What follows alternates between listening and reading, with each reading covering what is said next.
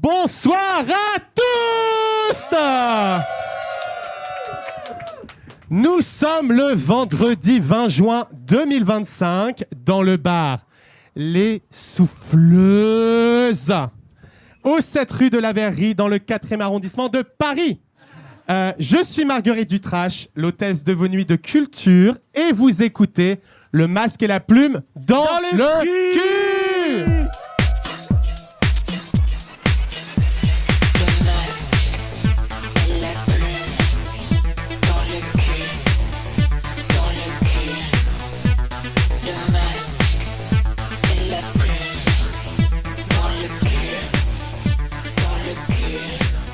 Allez.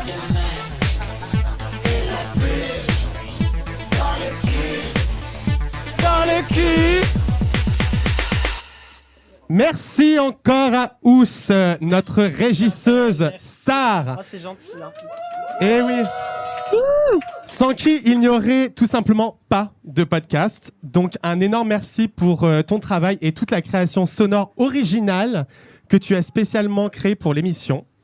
C'est beaucoup de travail, donc un énorme merci en toi, en ce dernier épisode de la saison. Je t'offre le titre de la nana en or du jour. Et c'est mérité. Et en raison, je préfère rassurer tout le monde, en raison de l'énorme demande populaire, oui, le générique du Masque et la Plume dans le cul sera disponible sur toutes les plateformes. Eh oui! Et on a dit que ça serait le tube de l'été. Donc on compte sur vous pour le diffuser, le partager. On veut le voir sur... on veut une trend TikTok en fait. On veut une trend TikTok. Déjà que j'ai moi-même la robe tube de l'été. Ah ouais, alors c'est bleu, c'est blanc, il y a un éventail rouge et des gants bleus. C'est bleu. Le bleu est une couleur chaude. C'est... J'ai jamais vu ce film. Ah ouais. En tout cas, comme on le dit, c'est l'été, les amoureuses se tiennent la main. On se croirait presque dans un film de la nouvelle vague quand on rentre tard le soir dans les nuits chaudes parisiennes et l'on tente de s'auto-persuader que, franchement, Paris-Plage, c'est vraiment pas si mal. Des vacances qui seront bien méritées pour les travailleuses de la synchronisation labiale et des performeuses de l'artificialité du genre. En effet, oui, nos bien-aimés kings, drag queens et autres créatures sont clairement la classe laborieuse de la communauté LGBTQIA+, et particulièrement lors du mois des fiertés, où elles sont sursollicitées. Donc, plus que 10 jours à vivre, et ce sera OK de dire fuck et au make-up et au tuck. Donc, on pense à vous, et ça, j'avoue que je fais ça pour préserver mes relations avec Babouchka Babouche, qui va avoir bien chaud ce soir. Mais moi, je suis pas la plus à plaindre, hein. Parce que moi, maintenant, je suis intermittente, du coup, en août, quand il n'y a pas les bookings... Non, mais moi, je ramène le sujet, je ramène l'agneau au milieu de la table et la pomme de terre à côté. Hein.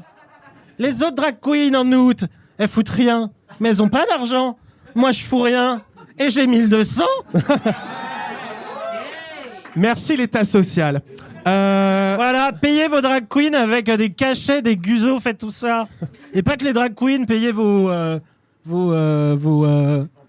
tu veux DJ. Donnez des tips aux gens qui amènent la bouffe à vos portes.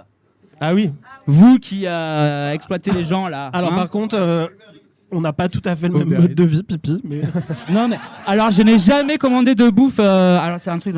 Mais je sais que from time to time, des gens autour de moi ont ce type de pratique. Dans un moment de perdition. Ça dénonce. Je balance tout ce soir. C'est laquelle ? Je veux pas forcément un prénom, mais je veux au moins des initiales. EM en marche. En tout cas, c'est un mois de juin qui s'annonce en apparence radieux, s'il n'était pas terni par rien de moins que le risque d'une 3e guerre mondiale. Et oui, quoi de mieux pour un gouvernement génocidaire dont les alliés commençaient faiblement à critiquer ses actions que de masquer son crime contre l'humanité en déclenchant une guerre contre l'Iran, l'ennemi suprême de ses alliés. Et oui, pas folle la guêpe Netanyahou, une manipulation aussi grossière et visible que le nouveau lifting de Kris Jenner, mais en pas du tout iconique en fait. Mais quand les temps sont durs et incertains, on peut toujours compter sur Rachida Dati pour nous divertir. Eh oui, Rachida Dati qui est clairement la personne la plus mentionnée de l'histoire de ce podcast. Je pense qu'on a parlé vraiment À chaque épisode, Rachida, on aime sa position. Et en fait, Rachida Dati, cette semaine, c'est la première édition de la France Music Week. Alors, c'est une nouvelle initiative qui vise, selon le ministère de la Culture, à, je cite, replacer la France sur la carte mondiale de la musique. Alors, le point d'orgue de cette célébration... Le point d'orgue de cette célébration aura bien évidemment lieu demain, le 21 juin, lors de la fête de la musique. Une fête dont les plus optimistes diront qu'il s'agit d'une fête populaire, héritée de la grande politique culturelle du socialisme mitterrandien, et où les plus cyniques diront qu'il s'agit d'une mascarade qui n'a que trop duré et qui sert principalement deux personnes, à savoir Jack Lang et le mec d'école de commerce qui est pote avec le gérant du bar à vin à côté de chez toi. Alors, Jack Lang, parce que la fête de la musique constitue son assurance vie depuis 43 ans pour continuer à être invité dans les médias tous les étés. Et le mec d'école de commerce, parce que la fête de la musique lui donne l'autorisation de te faire chier encore plus que le reste de l'année en passant plusieurs fois dans la même soirée. Le temps est bon de bon entendeur. En tout cas, l'appel, que dis-je, l'appeal de France Music Week semble marcher puisque plusieurs TikTokeuses britanniques ont publié des vidéos où elles essayaient plusieurs tenues, genre festival de Coachella, pour la fête de la musique. Et oui. Alors bien sûr, il n'en a pas fallu moins pour qu'un business de faux billets se mette en place afin de soutirer quelques sous aux Londoniens qui s'aventureront dans Paris demain et qui ne savent pas que la fête est gratuite. Alors, voilà, on peut trouver ça immoral. Moi, je trouve ça super drôle. On est à deux doigts de sortir les pistolets à eau comme les Barcelonais contre les touristes. Mais ce qui est sûr, c'est que la tromperie ne marchera qu'une fois. Puisque on imagine, ou du moins, on espère qu'au bout du 5e bar avec un Jean-Michel qui chante « T'as le look Coco » et l'orchestre du quartier ou du village qui fait des reprises moyennement réussies du générique d'Inspecteur Gadget, les British se rendront compte que la musique n'est qu'un prétexte en ce jour de solstice d'été. Car on le sait, le vrai objectif, c'est d'avoir une occasion de sortir, d'être ensemble et qu'existe, ne serait-ce que quelques heures, une forme de laisser-aller avant que les CRS ne nous rappellent que la joie est à proscrire. Mais puisque la joie et la musique font peur aux matraques, nous avons décidé de mettre exactement ça à l'honneur ce soir afin de conclure la première saison du Masque et la Plume dans le cul. On va danser jusqu'au bout de la night, mais surtout pour ce dernier épisode, nous recevons un DJ, un organisateur de soirées cultes comme la Flash Cocotte ou la Trou aux Biches. Il est également directeur artistique des Souffleuses, le bar qui nous accueille. Une figure tutélaire de la nuit parisienne. Exactement. Et je sais que comme nous, avec ce podcast, beaucoup de personnes lui sont reconnaissantes pour tous les espaces de rencontres amicales ou amoureuses, les espaces de joie et de première tentative que lui et ses copines ont participé à créer toutes ces années. Donc c'est un vrai plaisir que de recevoir l'inimitable Pipi de Fraîche. Bonsoir. Ça va, Pipi? I'm good. Ouais, je crois que tu connais un peu la maison, non? Un petit peu. Tu es déjà venu dans cette cave? Ouais. Okay. J'y ai dormi, j'ai fait plein de trucs ici. Pour l'audio guide, Pipi porte un petit auburn, un petit aîné, à la fois sur la barbe et les cheveux. On porte des bijoux plutôt sur les couleurs dorées qui complimentent tes beaux yeux bleus. On a une petite chemise Z. Une petite chemisette dans une matière probablement naturelle. Un peu comme ça.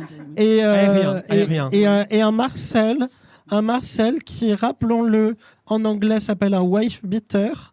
Mais surtout, nous noterons je crois que c'est pas ton cas, que Pipi... Je suis pas sûr que ce soit le... Je pense que wife beater, c'est précisément le truc à trous.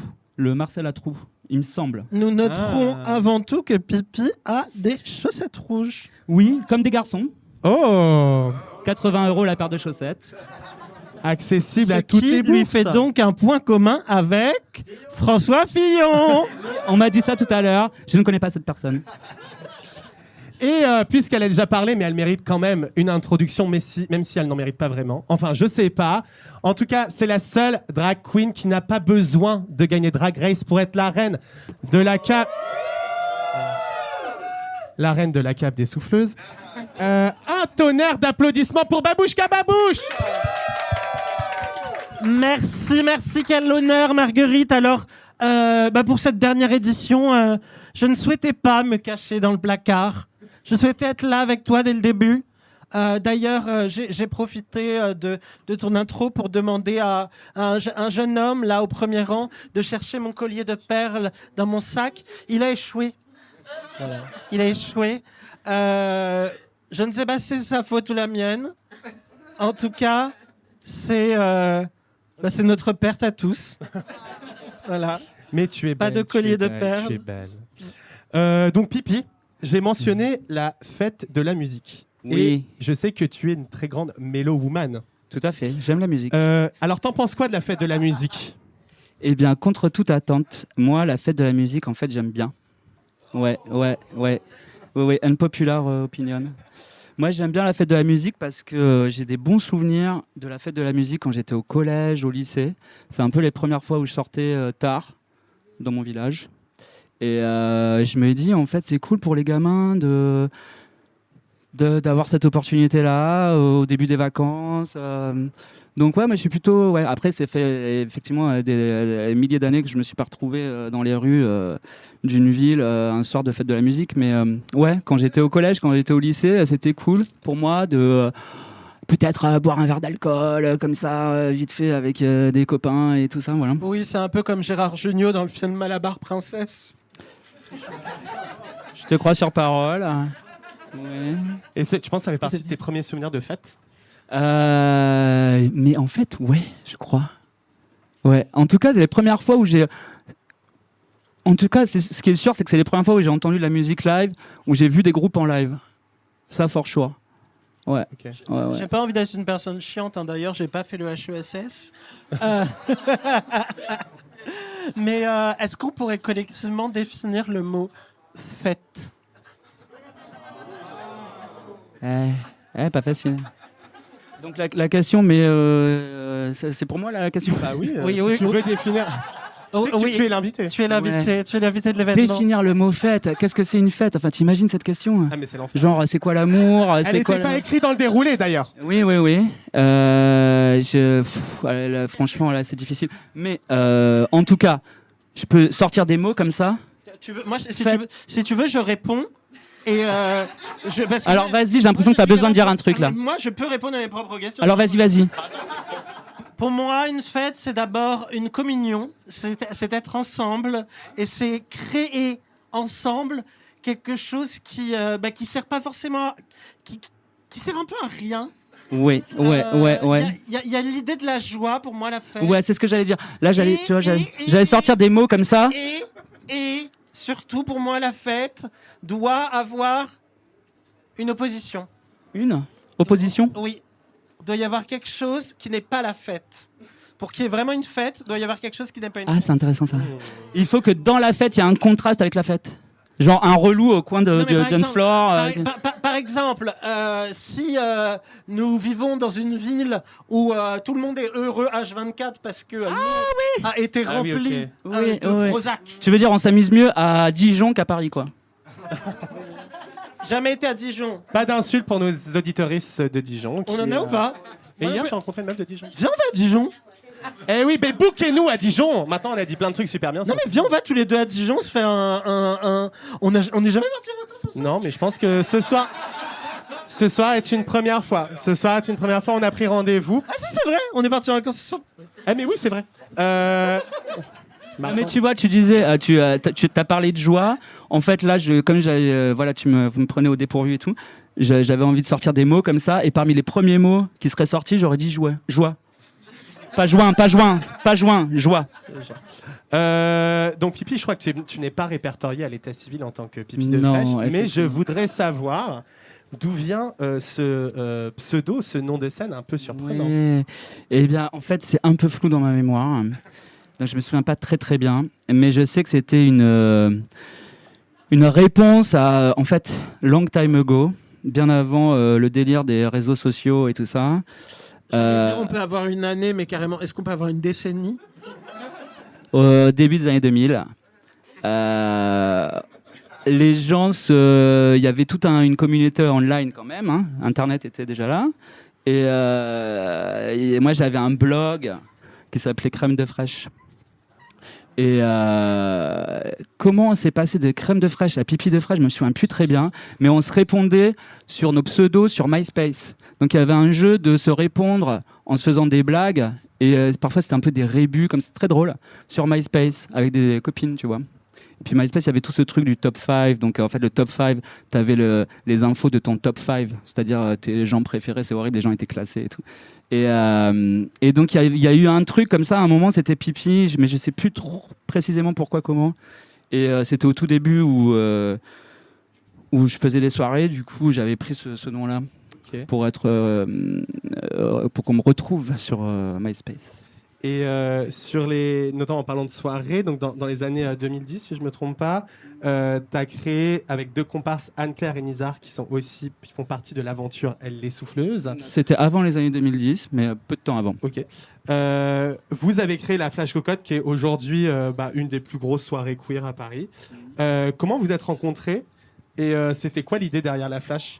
On était tous déjà un peu inclus dans des espaces de musique ou de fête. Nizar avait une fête au Pulp, club lesbien des Grands Boulevards. Sa soirée s'appelait Androgynie. C'était une soirée indie rock pour les transpédéguines. Moi, j'ai participé à une soirée qui s'appelait Jacqueline Coiffure. Mais c'était. On pourrait la relancer ? Le nom est super, ouais, c'est vrai. Moi, j'adorerais qu'on fasse ça ensemble. Mais j'ai été DJ dans cette soirée tard dans la soirée, c'est-à-dire la dernière année où le Pulp était ouvert. Donc, Nizar et Anne-Claire donc Anne-Claire DJ Daxilo, étaient tous les deux dans le même lycée, donc ils se connaissaient. Et donc ils se voyaient de temps en temps la nuit. Là, il y avait quand même pas grand monde la nuit chez les transpédéguines. Ça concernait quand même beaucoup moins de personnes qu'aujourd'hui. Du coup, tu te retrouvais toujours un peu dans les mêmes endroits et tu finissais par connecter un peu avec tous les gens qui faisaient des choses la nuit ou qui sortaient beaucoup. Et donc, eux se sont retrouvés comme ça quelques années après le lycée. On s'est rencontrés au Pulp, pour faire simple, sur le dance floor. Et ouais, voilà. Et à quel moment vous vous êtes dit on va faire une soirée ensemble ? Et le Pulp fermé et on avait grave envie de faire la fête dans la joie et tout ça. Et on s'est dit, ok, donc le Pulp fermé, on s'est dit il faut qu'on fasse un truc. Parce qu'il n'y a pas assez d'espace de fête pour nous, tu vois. Du coup, on s'est bougé le cul et on a contacté la Java, qui a été le premier lieu dans lequel on a fait une fête ensemble. Et la Java, voilà. Pour les personnes qui ne sauraient pas, qui était un lieu de fête assez iconique et très agréable, et qui aujourd'hui est un peu craignos, ouais. Un peu craignos. Enfin, c'est un peu, c'est devenu un lieu de fête de BDE et tout ça. Ouais. Et sur la Java, trop marrant. La Java, la Java, c'est le premier endroit où Edith Piaf a eu un cachet pour chanter. Mais non. Ouais. Mais non. Oui, je te jure. Et d'ailleurs, quand vous allez à la Java, il y a un portrait d'Edith Piaf juste derrière les escaliers. Ouais. Et le lieu, je sais pas si c'est vraiment lié à ça, mais le lieu est protégé par le truc de patrimoine, je sais pas quoi. Non, mais par Stéphane Bern. Pipi, je te donne un pari là que là on se donne 10 ans pour rendre cool la Java again. On rachète la Java. C'est parti. 10 vous ans. investissez tous. Demain on lance le litchi. Et est-ce que tu identifies, tu disais qu'il n'y avait pas beaucoup de soirées, justement TPG, est-ce que tu identifies un moment particulier à Paris où ça a basculé et où les gens ont commencé à plus sortir et où c'est peut-être devenu moins gay, seulement mec, mais aussi genre plus queer et plus ouvert? Je pense que dans le temps, c'est étalé une espèce de culture clubbing qui n'existait pas du tout à Paris avant les années 2010. Je pense que l'habitude d'aller à Berlin pour 50 € avec Ryanair, je sais pas quoi, à Amsterdam, à Londres et tout ça pour pas grand chose, ça a vachement éduqué les gamins, enfin les gens qui sont prêts à passer des nuits entières dehors et tout ça. Et que revenant à Paris, bah oui, ces Parisiens-là toléraient plus l'état désastreux de la nightlife parisienne à ce moment-là, quoi. Et je pense que ça a fait. Et puis aussi le truc des réseaux, c'est-à-dire que bah voilà, quand il se passe un truc merdique dans un club, le club est call out sur les réseaux, quoi. Et du coup mauvaise publicité, etc. Donc ça a porté vers le mieux, je pense, la manière dont on accueille les gens la nuit dans les espaces. Mais espaces de nuit. Mais Pépi, là, du coup, tu es en train de me dire qu'avec Nizar et Anne-Claire, vous avez fait ce qu'on pourrait qualifier d'émulation créative. voire d'entrisme, pour élever Exactement. la nuit. On s'est parisienne. beaucoup battu avec les programmateurs, les agents de sécu, les gens qui drivent les clubs et qui veulent juste vendre de l'alcool et qui savent pas ce que c'est que d'accueillir des transpédéguines. Ouais, non, ça n'a pas été facile. Ouais. Mais moi, je te remercie là-dessus parce que il y a tellement de gens qui veulent que la nuit, ça s'arrête avec le jour, alors que ça peut être tellement plus que ça. Oui. Wow. Et aujourd'hui, t'as justement après. Je suis touché, c'est pas. Là, tu dirais aujourd'hui, c'est quoi un peu ton point de vue justement après toutes ces années de voir un peu une scène émerger TPG, de aussi que les lieux sont plus au fait de ce que c'est d'accueillir des personnes transpédéguines. Tu dirais que c'est quoi un peu l'état de la fête à Paris aujourd'hui? Est-ce que tu trouves que c'est dynamique? Est-ce que tu trouves que c'est un peu mou? Je pense qu'il y a eu une accélération là sur ces 10 dernières années de politisation des gens en général. Je pense que les gens sont vachement plus politisés aujourd'hui qu'il y a 20 ans. Et notamment les gens qui sortent. C'est-à-dire que je pense que les gens qui sortent aujourd'hui ont des attentes d'un point de vue politique, certaine manière, on peut dire ça, qui doivent être respectés, quoi. Ouais. Donc, les Souffleuses, c'est dans le Marais, donc en plein centre de Paris, pour les personnes qui ne connaîtraient pas. C'est pas très loin de Notre-Dame. Écoute, vol d'oiseau. C'est le quartier historique gay, et c'est vrai qu'en fait, à part la mutinerie et d'autres clubs qui sont vraiment très gays, il n'y a pas beaucoup de... La mutinerie, c'est pas dans le Marais. Hein. Oh, tu joues sur les mots. Alors, on est proche de Notre-Dame, la mutinerie dans le Marais. C'est un espace militant et. Oui, mais pas dans le Marais. Non mais en 2025, on n'est pas loin, mais plus pas le loin. débat Marais au Marais. En 2025, on est passé à autre chose. Non, mais là c'est Pompidou. Non, mais je rêve. La mutinerie, c'est pas exactement le même quartier. Tu continues, je te demande ton âge. Pardon, sorry. J'ai 23 ans. Tout le monde sait que j'ai 23 ans. Mais en fait, c'est un quartier qui a été vraiment marqué par une vague de gentrification assez importante. Et notamment, je trouve qu'un des symboles les plus marquants de cette gentrification, c'est la fermeture des Mots à la Bouche il y a quelques années, qui a dû quitter le Marais et son lieu historique pour se déplacer dans le 11e arrondissement à cause des loyers qui sont trop chers. Et maintenant, c'est un Doc Martens qui a remplacé cette librairie LGBT magnifique. Et maintenant, il y a beaucoup de nouveaux espaces queer qui se sont déplacés surtout à la périphérie des villes, dans des tiers-lieux, avec des lieux qui ont des bails un peu précaires, etc. Et qui attirent aussi une clientèle surtout ici du centre-ville. Donc ça pose aussi des questions par rapport à la gentrification des banlieues, etc. Et je voulais savoir, en fait, c'est quoi un peu ton rapport au Marais et aussi à l'évolution des espaces dans lesquels les gens font la fête. Voilà. Suite à tout ça. Sur la gentrification du Marais, bon, moi c'est pas comme si j'avais connu le Marais à un moment où c'était pas un quartier riche, hein, tu vois, donc c'est pas vraiment un truc que j'ai observé, tu vois. Moi, depuis que je sors, j'entends que des gens qui râlent sur le prix de tout, enfin de la bière, mais du mètre carré aussi, enfin tu vois. Donc c'est pas tellement un truc que j'ai vu changer, tu vois. Il y a que chez Chêne qui a pas trop augmenté. C'est quoi ça? Quand même. C'est le restaurant. Ah, c'est un resto. Ah, je vais jamais au resto. Continue. Asiatique. Continue de parler. Je connais pas la bouffe asiatique. Et est-ce que tu penses que ça change qu'est-ce que ça change de programmer dans des lieux différents, justement dans des espaces plus warehouse, etc. Est-ce que ça a changé aussi les goûts musicaux des gens? Est-ce qu'il y a eu une grosse vague techno à un moment? Alors il y a eu musique des enfers et tout. Effectivement, il y a eu une grosse vague techno à Paris, mais qui est un peu mondiale en fait. Là, il y a un peu moins de 10 ans, 2018, un truc comme ça, qui a changé entre autres, qui a changé un peu effectivement les manières de sortir. Là, les gens se rappellent sans doute du Péripath, ce genre de lieu et tout. Enfin, toute cette esthétique blocos, truc désaffecté, usine désaffectée, blablabla. Et donc oui, c'est vrai que à un moment, c'est vrai que ça a été un peu une surprise de voir, pour moi, enfin, de voir les gens être ok pour aller faire la fête loin de Paris. Enfin, c'est-à-dire de devoir prendre des bus, des métros, des RER, blablabla. alors que c'était vraiment le truc le moins cool qui soit peu de temps avant encore. Et ouais, il y a eu une grosse. Je pense que c'est un peu retombé ce truc-là là, de warehouse, de big club comme ça. Mais d'ailleurs, juste qu'on parle des souffleuses, il y a ce truc que j'aime trop sur la page Instagram, c'est que vous avez marqué The Other Side of Le Marais. Ouais. Et donc je suis curieux. Moi, j'aime pas parce que c'est en anglais. On est où? En France. Donc c'est The Other Side of Le Marais. Et qu'est-ce que vous entendez par là? Oui, en fait, alors il faut peut-être revenir sur l'histoire du bar. C'est que, en fait, avec non pas du tout Nizar et Claire, avec Eduardo qui n'est pas là ce soir, que j'ai pas vu depuis longtemps d'ailleurs. On a, j'espère.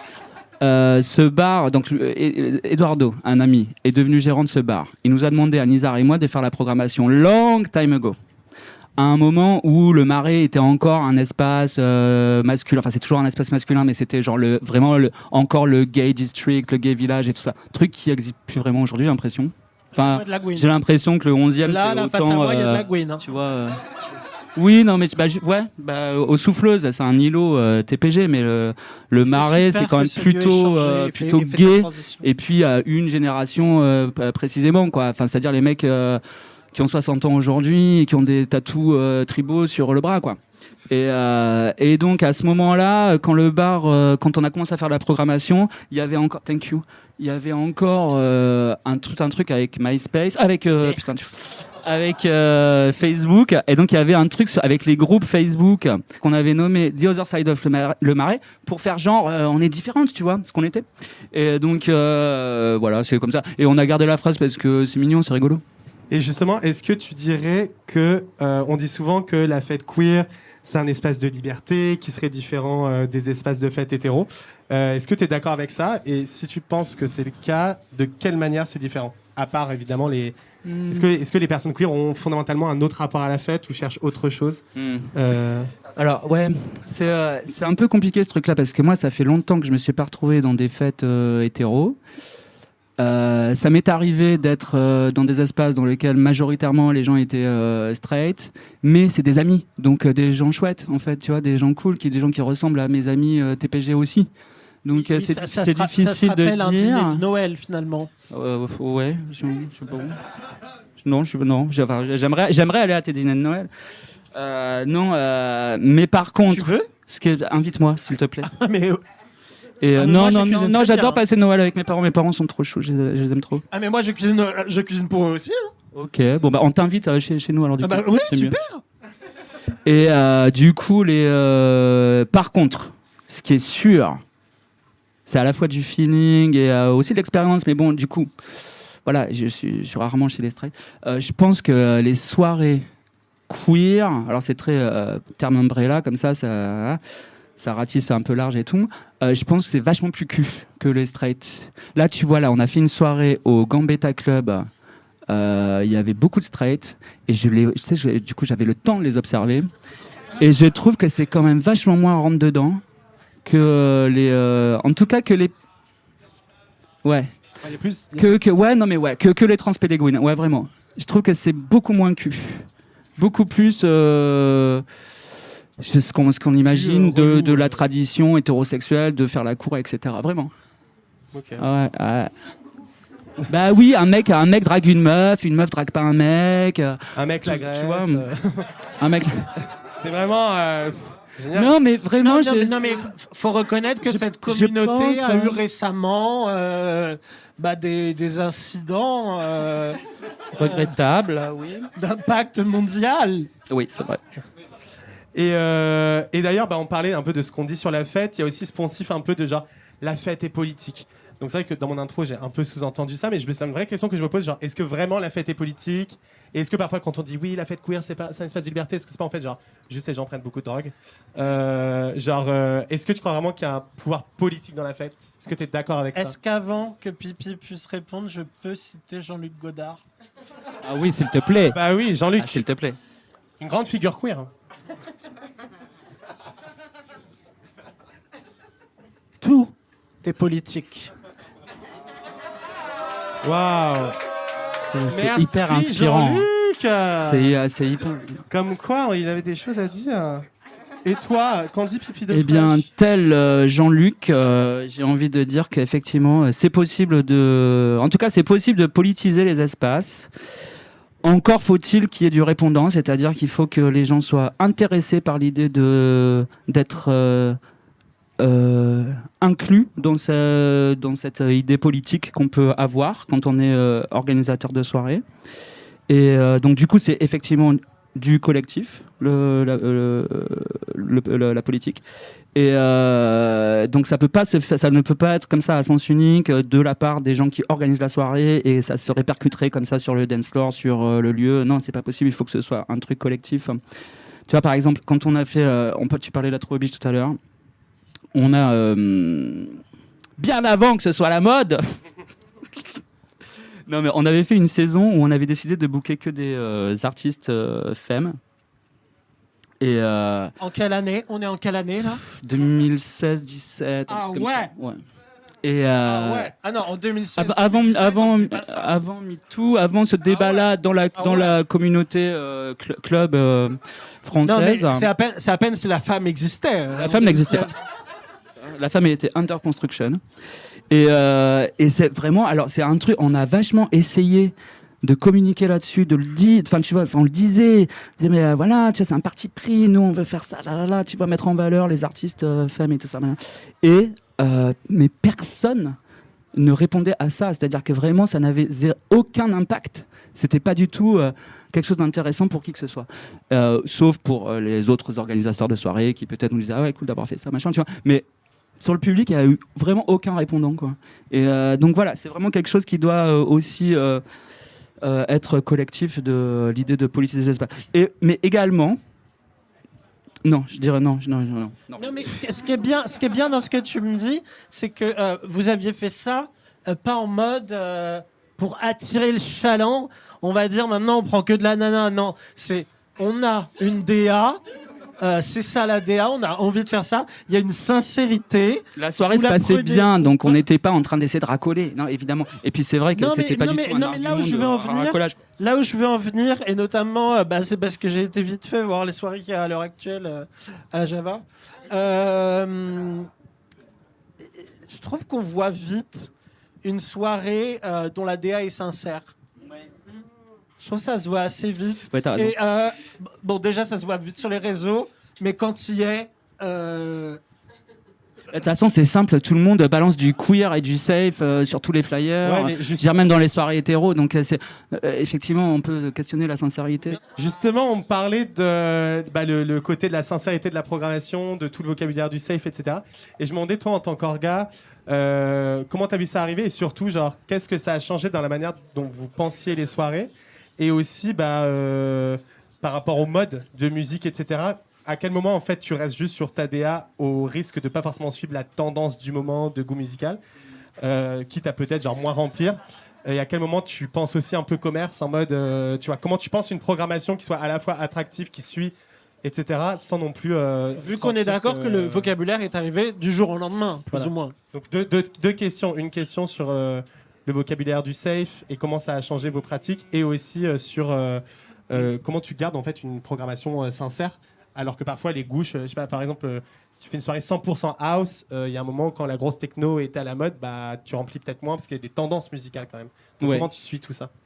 Alors déjà, tout ce vocabulaire n'était pas du tout étranger à nos cultures, tu vois, Nizar, Anne-Claire et moi, c'est quand même quelque chose qui était important pour nous. Et donc, c'est quand même quelque chose qui était important pour nous de préserver, enfin, de faire un travail à l'entrée, par exemple. Enfin, bon, bref, il y a plein de paramètres et tout ça, sur comment la personnalité de la soirée s'est développée dans cet esprit-là, c'est-à-dire très communautaire. Et ensuite, nous, on a toujours été hyper éclectiques sur la musique, tu vois. On a fait de la musique live, on a fait du punk rock, on a fait, tu vois, de la techno, on a fait de la house groovy, hyper bien. On a fait des trucs avec Paris Ballroom. Enfin, on a fait vraiment, ça a été, la Flash Cocotte a toujours couvert un champ très très large musicalement. C'était même pas vraiment une intention au départ, enfin pas quelque chose qui était conscient. Mais très vite dans la programmation, on est allé dans plein de choses différentes. Donc on n'a jamais été défini par un style musical, tu vois. Donc ça a été facile pour nous de naviguer via les modes, tu vois, parce que finalement on nous attendait pas sur un truc, tu vois. Mais là, tu vois, là, je pense à cette soirée qui s'appelle Mona, la Mona, qui est une vieille soirée, qui est une soirée qui a commencé quasiment en même temps que nous. Et eux, ils font de la house depuis le début. Ils ne font que ça. C'est vraiment une soirée house et c'est une soirée très culture new-yorkaise. C'est vraiment une bonne soirée. Moi, j'y étais. C'est une très bonne soirée, très bonne soirée. C'est une bonne soirée. Oui, exactement. C'est à la Bellevilloise en ce moment. Et Du wack. ils sont vraiment dans ils sont dans cette culture house new-yorkaise très précisément. Enfin, c'est vraiment voilà. Et écoute, ça fait 20 ans qu'ils font que ça. Et ça fait 20 ans qu'ils sont dans la house, uniquement la house. Donc, tout est possible. Si les gens, si tu as une communauté avec toi qui suit ton truc et tout ça, c'est possible de durer au moins 20 ans. Et justement, les gens, c'est un peu la base de faire Attendez, non mais je réfléchis à un truc. La RDA, ça a duré au moins 20 ans. Hein. Ça dure un petit peu plus longtemps, je crois. Pas dans les mêmes conditions. Ouais, pas dans les mêmes conditions.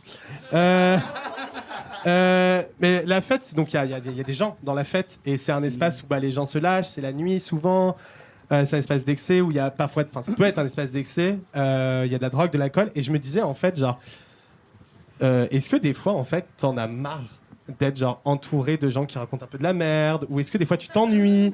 Tu vois, est-ce que des fois t'es en mode genre, putain en fait genre, et tu fais, enfin, où est-ce que tu trouves toujours un truc genre hyper stimulant de voir des gens s'amuser, etc. Genre, c'est ton ressenti. Et est-ce que ça passe par le DJing au moment où tu passes derrière les platines et genre tu reconnectes avec ça no matter what, ou est-ce que des fois tu t'arrives et t'es en mode genre j'ai la flemme, tu sais genre. Il y a toujours des copines avec moi, donc c'est tout simple. En fait, il suffit juste d'être avec les bonnes personnes. Et j'ai vachement de chance d'avoir trouvé my people, tu vois. C'est un peu tout le truc. Donc après que tu les as finalement. Tu vois, que tu fasses la fête ou un goûter chez toi. Enfin, tu vois ce que je veux dire? Il y a ce truc-là de... Après, est-ce que ça m'est déjà arrivé? Ouais, ça m'est déjà arrivé de me faire chier dans une soirée, mais pas vraiment une soirée que j'organisais, je pense pas.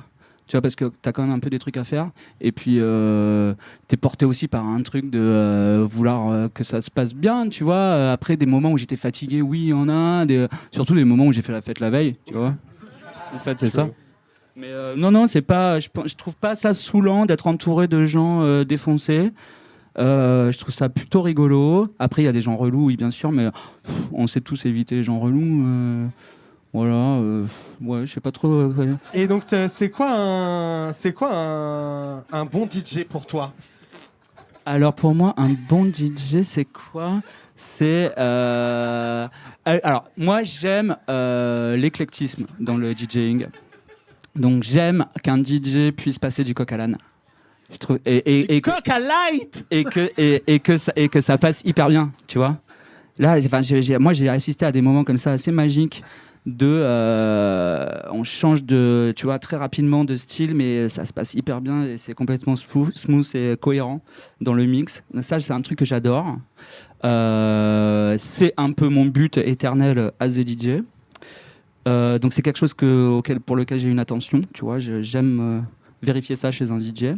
Après, un bon DJ, c'est un ensemble de trucs aussi, tu vois.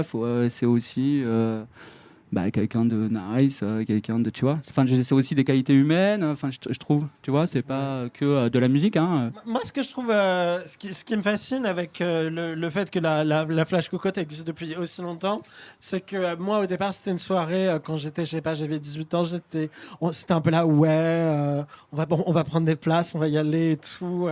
Peut-être qu'on va draguer des hommes un peu plus vieux, machin, bidule. Et c'était trop cool. Et 5 ans après, quand je suis devenue drag queen, c'était un peu là, tu peux entrer gratuit en drague et c'est cool et tout. Et là, 5 ans encore plus tard, c'est toujours cool. C'est quoi votre secret, merde?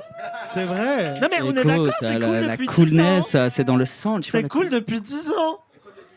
C'est cool depuis toujours. Je suis ravi d'entendre ça. Non, parce que moi, une des meilleures... Bon, j'ai très peu de souvenirs de cette soirée, mais je pense qu'une des meilleures soirées de la plupart des gens que je connais cette année, c'est la Flash, où il y avait Yel, la Flash, les reines du drame. Tout s'est passé à cette soirée, mais c'était incroyable. Il y avait une énergie, mais même ça. C'était une super soirée, ouais. Ça se On voit a sur trop les rigolé. photos, C'est trop bien. y a plein de potes qui m'en parlent encore, quoi. Très bonne soirée, on a trop rigolé. En plus, janvier, moi j'ai déteste janvier. Qui aime janvier? Bon, personne. Moi, je suis né le 16 janvier, mais comme Kate Moss, John Carpenter. Mais tu aimes le mois de janvier? À Paris ou ailleurs? Oui, c'est vrai. Moi, parce que moi j'adore me renouveler. So what? Ah, c'est le début de l'année, genre, ouais. Oui, parce que j'ai toujours peur du passé, j'ai honte, et du coup j'ai envie que tout change. Ouais, moi, je sais pas, ouais. Moi, janvier, c'est difficile, et c'est difficile pour le clubbing aussi, parce qu'on a envie de rester emmitouflé chez soi, à pleurer après Noël et tout ça, sur ses cadeaux. Et puis, il n'y a pas de. Enfin, voilà, quand on est. Moi, je me lève à 1000h de la journée, donc je vois jamais la lumière du jour. Il fait nuit à 17h jusqu'au mois de mars, enfin, c'est l'enfer. Enfin, vraiment, janvier, c'est dur pour moi. Et effectivement, cette soirée m'a grave reboosté. C'était trop bien, trop rigolé. D'ailleurs, j'ai pas dormi pendant 3 jours. Moi, j'étais dans un état. Je vais même pas dire proche de l'Ohio. Beaucoup plus loin. Il y a quoi après l'Ohio? Il y a quoi après l'Ohio? Il y a pas un géographe avec nous? Mars. Moi, j'étais à l'état derrière l'Ohio et j'avais ramené ma tête à wig. Je sais pas pourquoi j'avais ramené ma tête à wig. Ça, c'était très drôle. Et j'étais là. Mais cet objet va devenir légendaire. Si je jette ma tête à wig, elle sera sur toutes les photos. Et vous savez quoi? Ça a marché. Elle était sur toutes les photos. Et donc... J'ai embrassé la tête à wig, je lui ai dit « Adieu ma belle, c'est ta soirée. » Et Jérémia, là, qui a pris les photos, tu peux témoigner? Oui, il y a plein de photos, effectivement. Merci. Et donc, qui dit soirée, dit DJ, dit... Non, j'ai l'impression de faire du Stromae, là, c'est pas possible. Alors, on va passer tout de suite au questionnaire pour cette dernière partie. Eh oui. Alors, un jeu de questions rapides pour Fifi de Fraîche. Alors, je précise... Attends. Est-ce qu'on peut revenir sur ce truc de politisation? Est-ce qu'on peut revenir sur ce truc de politisation des... oui. Pas, on va couper... Ça va être monté. Non, mais bon... Mais cette blague va être supprimée. Non, mais parce que d'un coup me revient en tête cet exemple-là auquel j'ai pensé à nouveau cet après-midi, parce que c'est quasiment les 1 an là, des JO. Tu me parlais de la politisation des dance floors, de la fête queer, etc. Et je me disais, mais en fait, effectivement, on est dans un moment où il faut cocher des cases. C'est-à-dire, on est dans un moment où il faut être comme ça irréprochable, dans une forme de... comment on dit correctness, comment on dit politiquement correct, de manière politique. Donc en fait, effectivement, on est dans un moment où des soirées straight nous disent qu'ils sont queer, qu'ils sont safe, etc. Alors que tu vois, bon, et du coup, effectivement, il s'agit de cocher des cases, un peu d'avoir un paravent comme ça, une manière de se montrer, tu vois. Et ça me fait penser donc à ce truc des JO. Non, c'est un peu alambiqué, mais j'y pensais tout à l'heure dans le métro parce que c'est bientôt là les 1 an du JO. Et tout le monde était en train de se dire que c'était génial d'avoir vu les meufs de Drag Race, là, je sais pas quoi, pendant la cérémonie et tout. Alors que c'est tout ce qu'on déteste, les JO, les drapeaux, la binarité des genres. Enfin, je veux dire, le sport a vraiment un travail à faire ouf sur ces questions-là. Mais on a eu ce cachet-là de « Ah oui, il y avait des transpédéguines ce soir-là pour la cérémonie, donc on est woke et tout ça, le monde entier nous regarde. C'est cool. » Mais en même temps, c'est quoi les répercussions de ça? Zéro, tu vois. Et, attends, listen to me. Comment elle s'appelle cette... j'ai oublié. La meuf qui fait de la boxe, qui est algérienne, je crois. Imen. Cette meuf, voilà. Alors, toute la polémique autour de son genre, qui est-elle? Et là... une question a surgi qui a sans doute questionné beaucoup plus les gens que de voir la meuf de Drag Race sur le... Tu vois. Et donc voilà, c'est-à-dire qu'en fait, ça peut nous échapper aussi la manière dont... c'est-à-dire que sortir le drapeau, sortir, tu vois, le show, là, comme ça, tu vois, en fait, c'est pas forcément quelque chose qui nous amène à de la politique, tu vois. Et à une politisation qui concerne nos questions, quoi. nos questions communautaires. Et donc, Là, on passe à un jeu duquel je me passe- désolidarise. Voilà. Apparemment, c'est trop vulgaire. Vous en ferez votre avis. Mais là, je coupe le micro. Je participe pas. Je participe Ok. pas à ça. Why not? Why not? Vous n'êtes pas d'accord? Mais non, parce que moi, j'étais... alors, on voulait faire un jeu pipi ou quelque chose. Babouche a dit pipi ou pipir. Moi, j'ai dit pipi ou caca. Voilà. Alors, notre jeu sera pipi ou caca. Sachant que, évidemment, vu que pipi, c'est bien, et caca, c'est pas bien. Voilà. Pipi ou caca, FK Twigs. Ouais, j'ai du mal avec FK Twigs. Moi, j'ai dit caca. Ouais, désolé.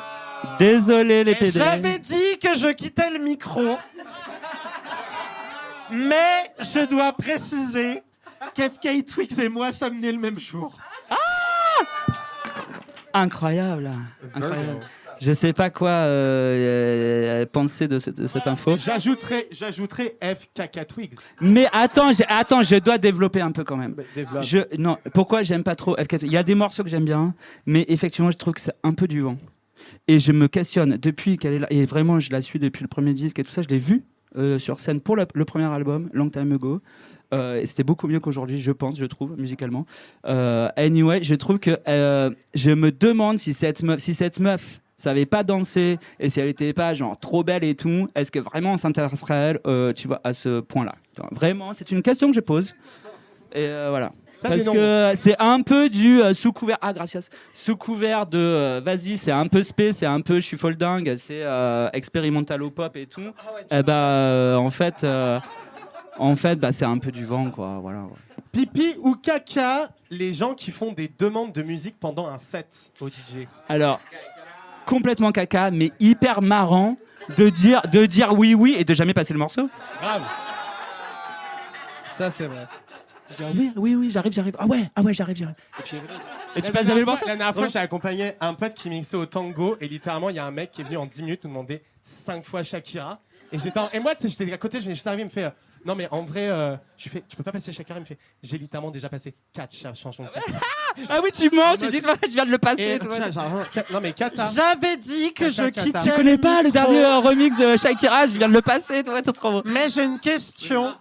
Si la proposition, c'est un truc, mais super underground, t'en as jamais entendu parler, tu l'écoutes et t'es là, mais c'est un délire.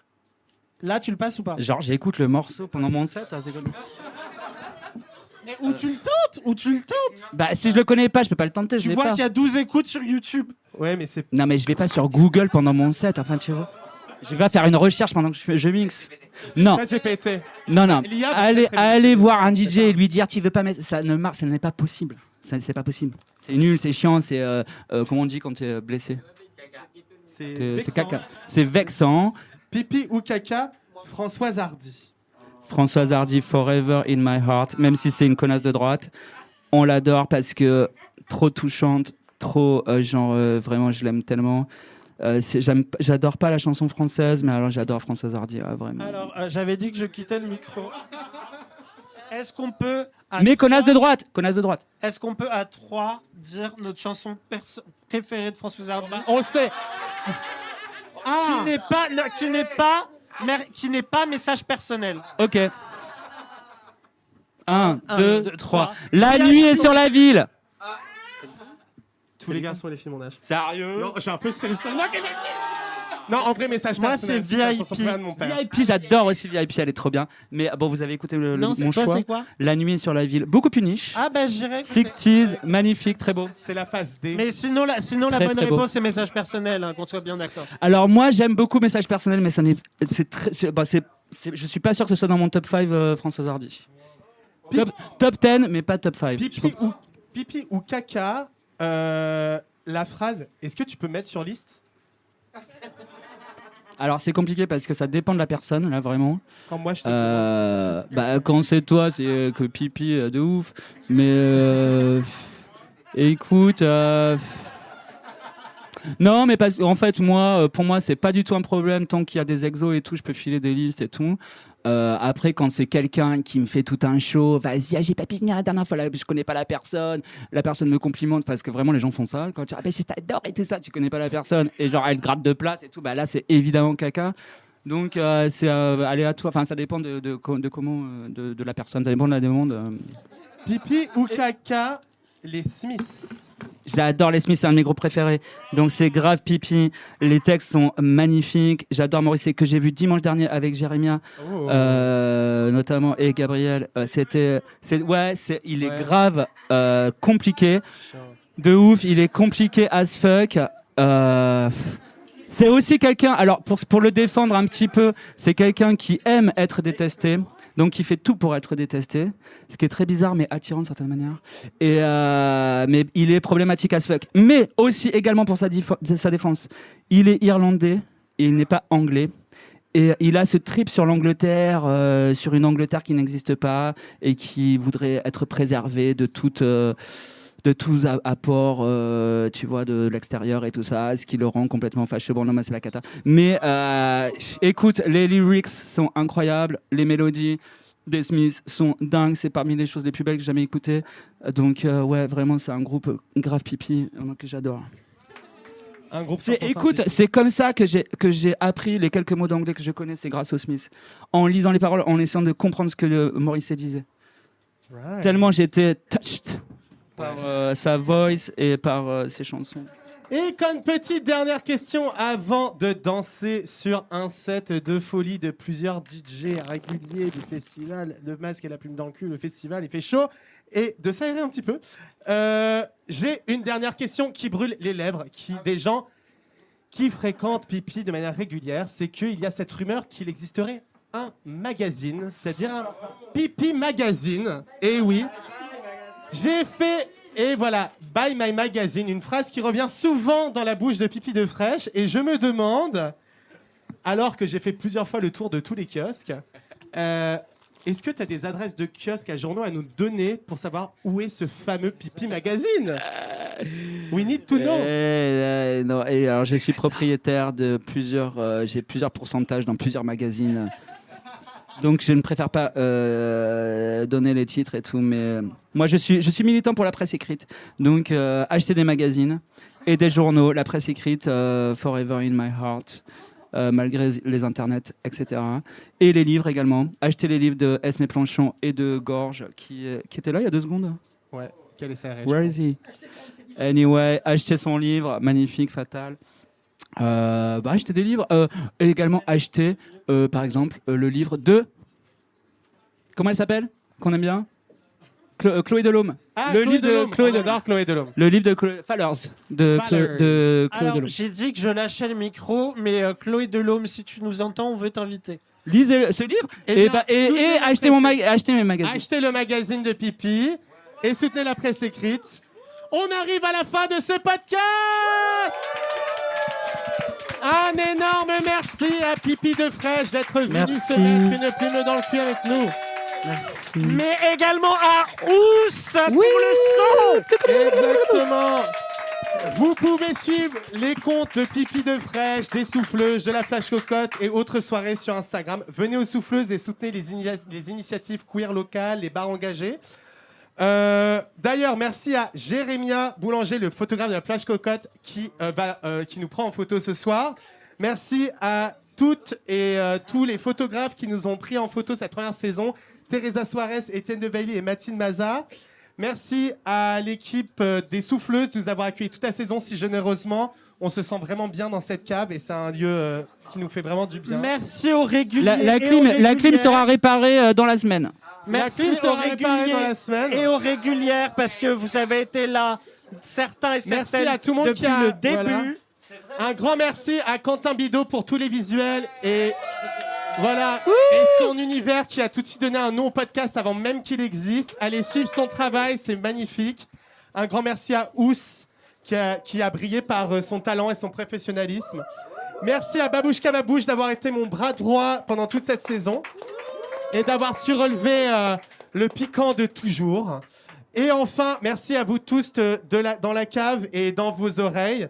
On a eu plein de Et retours merci positifs. à Marguerite Dutrache pour ton énorme travail. Tant au niveau de la programmation que de l'écriture, que du slay.